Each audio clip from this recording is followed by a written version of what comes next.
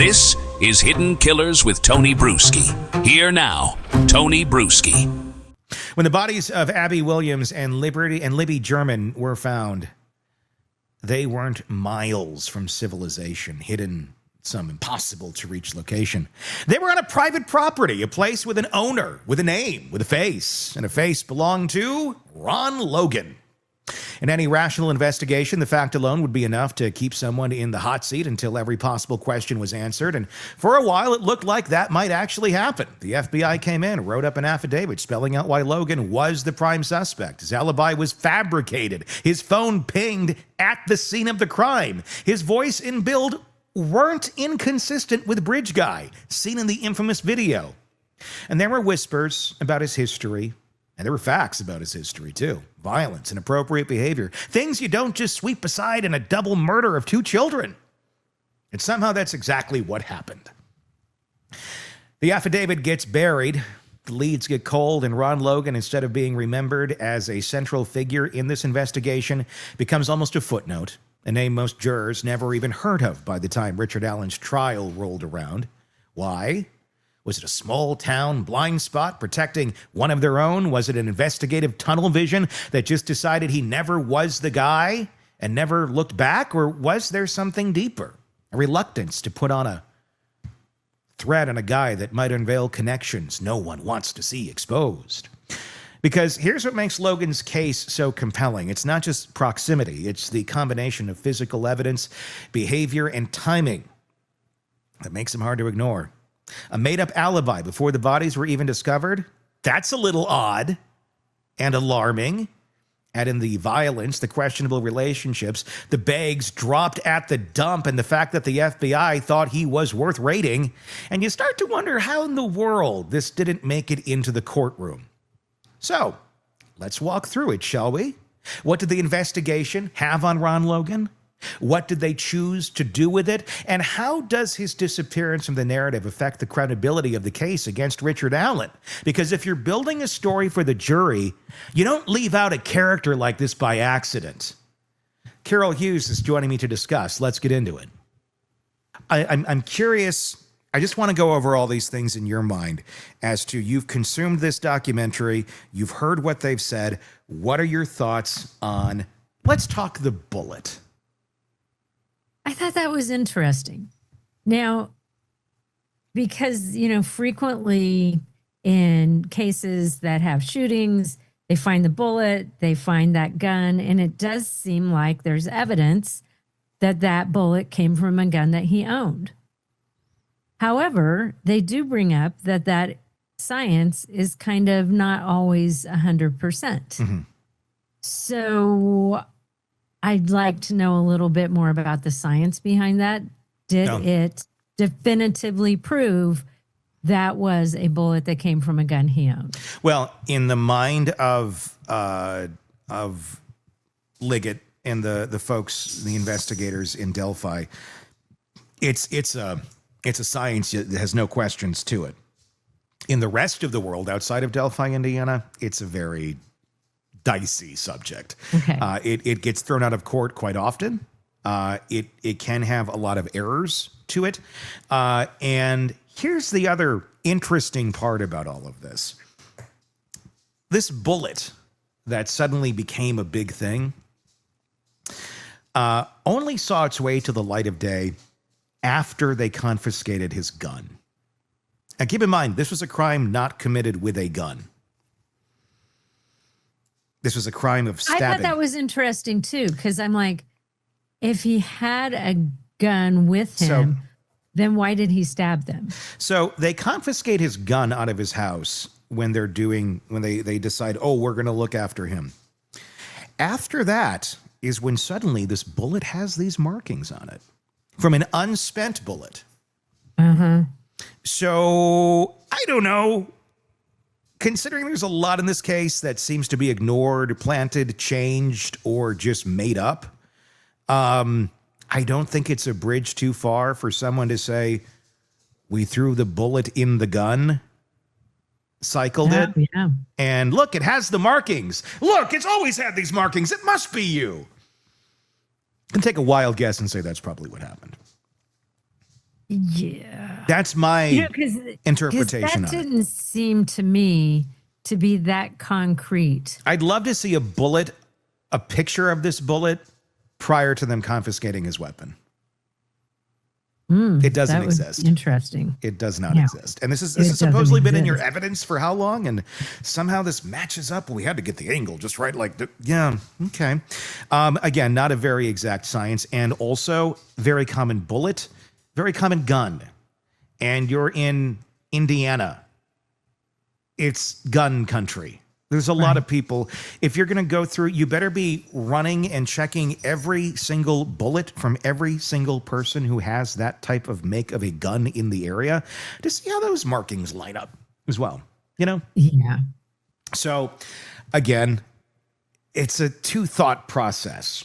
Then you have the bridge guy video. That's another big aspect to this case. And I don't see how you could say that video and the still that they pulled from it, you can't identify anything about that person. That could be 10,000 different men.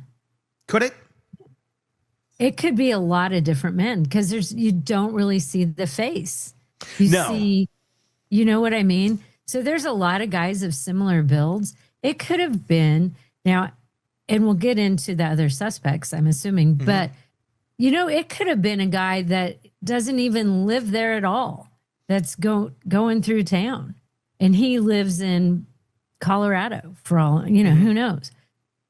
They would never figure out just from that picture who that person is.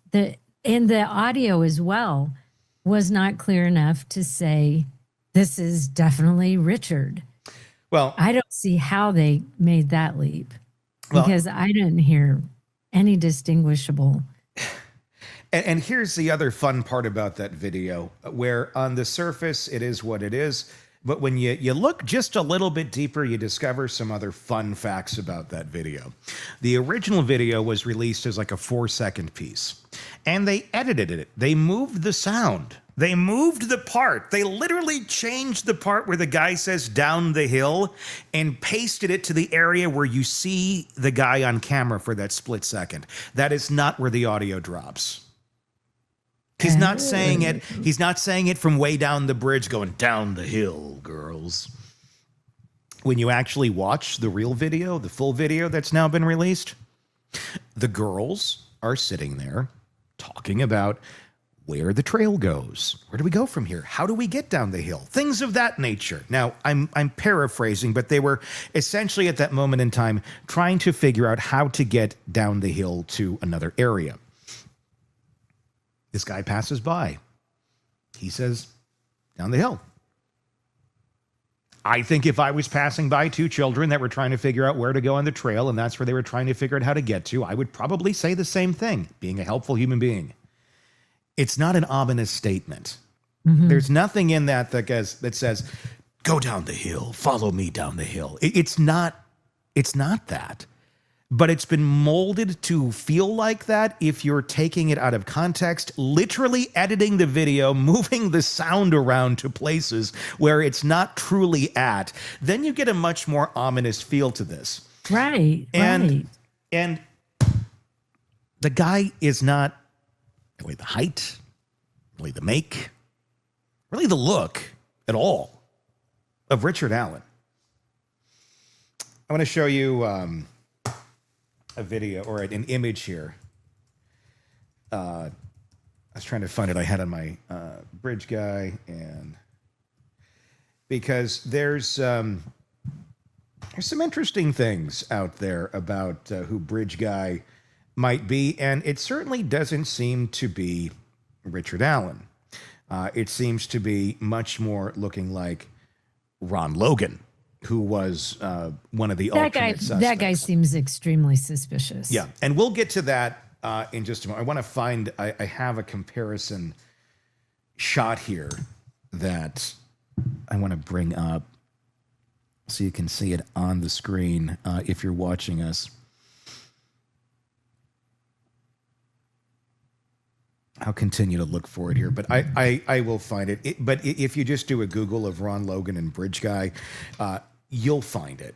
It's shockingly, it's like when he went to do a television interview, he basically put on the same outfit as Bridge Guy. And then you compare the two, it's like, oh, well, that's Bridge Guy. But at the end of the day here too, there's nothing that really ties Bridge Guy to the murders other than he happens to be the last person that was caught on video on the phone of one of the victims. And I get why that's suspicious. I totally get that. Like, because they ended up murdered. And look, there is a man by himself, very in close proximity to these girls. But why does that automatically mean that that guy killed those kids? Right, exactly. He might not have the, had anything at all to do with it. Those are the dots that do not make any sense to me. Now, here's a graphic. I'm showing it on screen right now. If you're watching us on YouTube, if you're not and you want to watch us on YouTube, just search Hidden Killers with Tony Bruschi. What we're seeing here, this is Ron Logan. He's dead, by the way. This is Bridge Guy over here in that shot. That's Bridge Guy in that shot. This is Ron Logan. Let me move the mic out of the way. That's Ron Logan right there.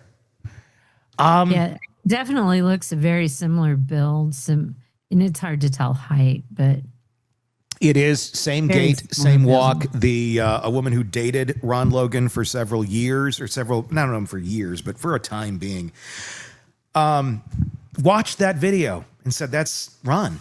It's the guy I dated. It's the guy I broke up with because there was a little girl down the road that wanted to buy a horse from him, and he got a little too handsy, and she felt that to be a bit uncomfortable. And oh yeah, Ron Logan smashed her over the head with a wrench." Oh my God. So a little history of violence there. Little history there. Little tight thing. I've also heard from many others in Delphi, Indiana. Trying to think of how to phrase this. Ron was connected. Ron was kind of a party guy, allegedly. There's allegations out there that Ron was the one who was buying liquor for a lot of the kids back in the day. I'm not saying these little kids. I'm saying years ago. He's been known to have done folks that might have a reason to think fondly of old Ron Logan, the guy who kind of did stuff for, kind of off the record. Yeah, we'll do this. Do it my way. Ron Logan also, by the way. So there could be an affinity, I would say, for folks, I don't know, of a certain age, 30s, 40s, I don't know, might be trying the case, that there might be a bit of a relation or a connection there to not maybe put all effort towards looking into Ron Logan, because how could it be that guy? Mm-hmm. It couldn't be. He's the guy who did this for us. He's the guy he was party guy. He was a friendly dude. He's older now. There's no way. No way. In a small town, no way. This can't happen. I think there might have been some of that at play with Ron Logan as well. Could have been. Another big key part of Ron Logan's story in all of this is Ron Logan made up a fake alibi. Made up a fake alibi of where he was at the times of the murders. Now, it was trying to be pawned off in the video or in the documentary by slick back, I put too much LA gear in my hair prosecutor. Yeah, that hair. McClelland. It's like, how much product do you put in your hair? I mean, what is that look? Why is it that attorneys, and I don't get that. I do not understand, and I'm friends with a lot of attorneys, but I do not get where it's like, let's put shitloads of product in our hair and slick it back. I think that's going to invoke trust. I don't know where that comes from. Do you know? I don't know either. But, yeah, Nicholas McClelland, slicked back hair, what's left of it. He was trying to explain it. Well, he lied to us because he went to the dump and he didn't have a license. Okay, he went to the dump. Number one, he's dropping off bags in the dump that we don't know what are in them. Exactly. What was in the bags? Like, number one, that's questionable. And he's not legal to drive. But you're just looking at the surface going, oh, he's making it up because he's going to be in trouble for not having the license. Is that it? Is that all there is? Is that why he told his friend to lie and say that they went to another town to buy fish at the pet store? I thought that was interesting because I'm like, he blatantly lied, but it's just because he didn't have a valid driver's license. It has nothing to do with the fact that two girls are dead on your property at that moment in time, and no one knows about it yet. There's no reason you need to make up an alibi or tell anyone you have an alibi at that moment in time because nobody's looking into you, because nobody knows those girls are dead on your property. He didn't make it up when they started looking. He made it up before anybody found the damn bodies. Yeah, true. So there's that. And then wasn't there his phone pinged? Oh, yeah. And there's that too. Right. And they dismissed that. Mm-hmm. There's a lot of things. Like, okay, he lied and he was in the area. Yeah. He lied about being in the area at the time. Yeah. So that's highly suspicious. But instead, they brush him off and they say, oh, well, he doesn't have a driver's license. I mean, that's what it was. Would you want to get caught? History of violence, accusations from people who know him well of being having a bit too much of an affinity for young children, girls. And he makes up a fake alibi before. And his girlfriend says that he beats her. And he goes to prison for that, for beating his girlfriend with beating his girlfriend with the wrench and for not having the license. That's eventually what he goes to for the license. This is the guy. This is a guy that there's no reputable leads over here. The FBI thinks it's him. The FBI goes in and raids his property. They do a full investigation, and then they hand it on a silver platter to the Delphi authorities. And what does Delphi do with it? They say, you know what? We're going to handle this on our own. We don't need you anymore, FBI. Bye-bye. Because you may not know this, the FBI is only there because they're requested to be there. They are there at the asking of the local jurisdiction. The local jurisdiction has the power to kick the FBI out, not the other way around. And the local jurisdiction kicked the FBI out of the investigation. And we don't know what they found. In a town that size, they don't really have the skill set. Not saying that there aren't some good investigators on their. There aren't. There were no good investigators. The guy who investigated. They are. I'm giving him the benefit of the doubt, but they don't. It was his first investigation. Murders. This is a double murder of girls. Yeah. They needed someone with experience, and and even at the crime scene, they didn't preserve the crime scene the way they should have. Yeah. So they didn't do the whole investigation the way a more skilled force would have done. No, they screwed it up. Let's just say the FBI. They screwed the whole thing up. And probably by their sloppy actions that are a result of inexperience, because it's a small town. It just is what it is. But because of that, they bungled the thing so bad that it was probably very, very difficult to solve this. Or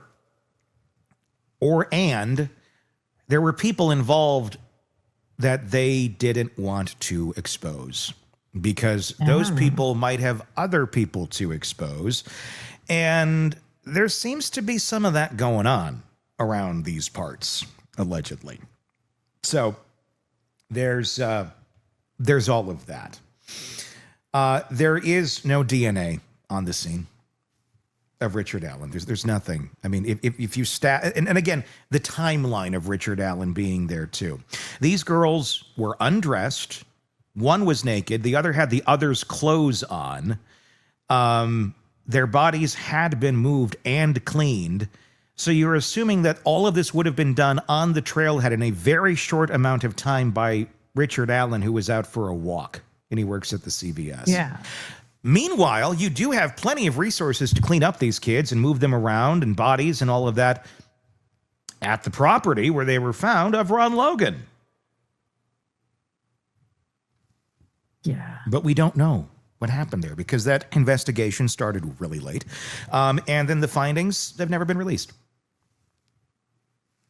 So there's a lot.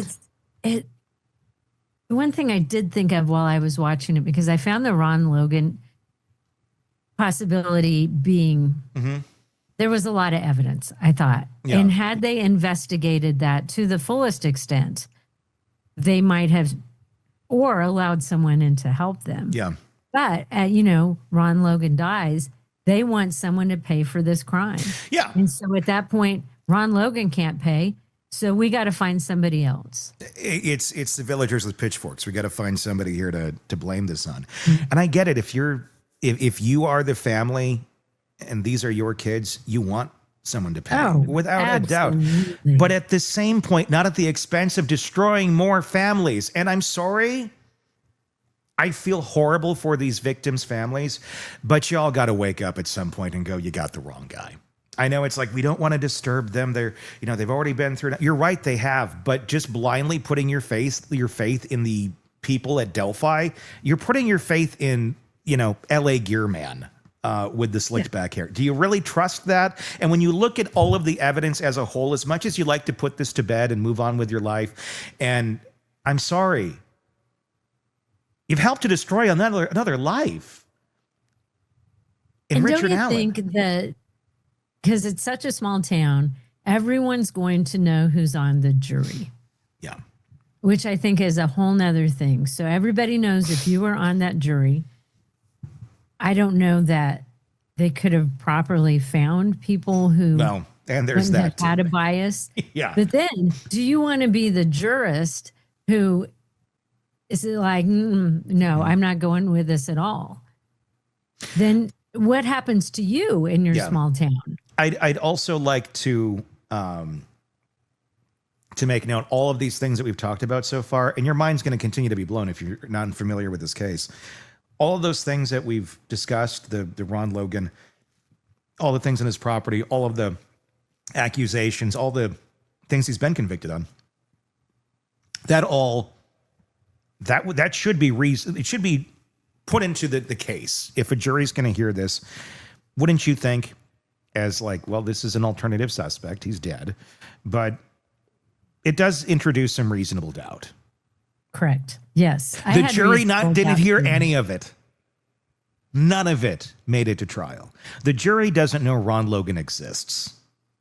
Maybe now they do after watching the documentary. After watching it, they do. But when it mattered, when this trial was happening, when they had to consider this, the judge, we're not talking about any alternative suspects, no matter how valid they are. And do you get much more valid than it happened on the guy's property? He looks like Bridge Guy. He made up an alibi.